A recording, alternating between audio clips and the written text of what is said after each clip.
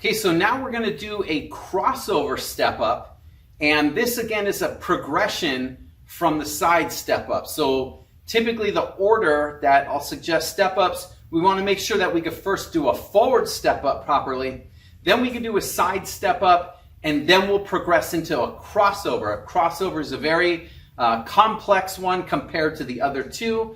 So again, if you haven't seen the other videos, start there. Start with the forward step up. That is where I discuss selecting the right height and how to set everything up to perform that. And then the side step videos, which is a progression. So just make sure you go through those. I won't go through all that here because I don't want to repeat it all again if you've gone through that. So a crossover step, it follows the same guidelines as the side step up. The difference is the movement pattern. So instead of a side step up where we step with the leg that's closest to the bench, we're going to cross the outside leg over to the top of the bench, and then we're going to step it up. And then what we can do is cross it right back down. So the order would go right leg up, left leg down, right? So here, right leg up, I'll cross my left leg behind the right and come down. Okay, so again, the guidelines are the same as the side step up. Make sure that the head, the shoulders, the hips, everything's stacked up over the feet pretty level. We don't want to see leaning, wobbling, knees collapsing in, things like that. One of the ways you could challenge this, once you have that, is you can throw dumbbells into it. So hold dumbbells at your sides.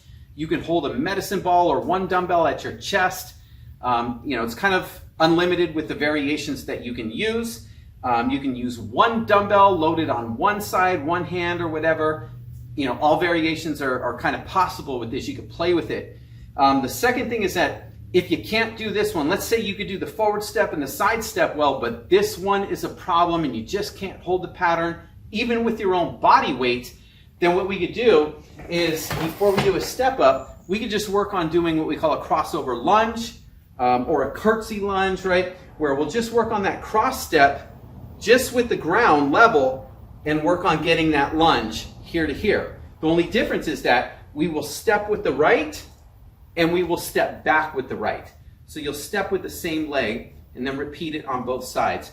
And again, it's the same kind of guidelines and everything that we're looking for. So that's your progression. Make sure that you could do this on the ground, on a level surface, if you cannot do the step up variation. And that's how we do the crossover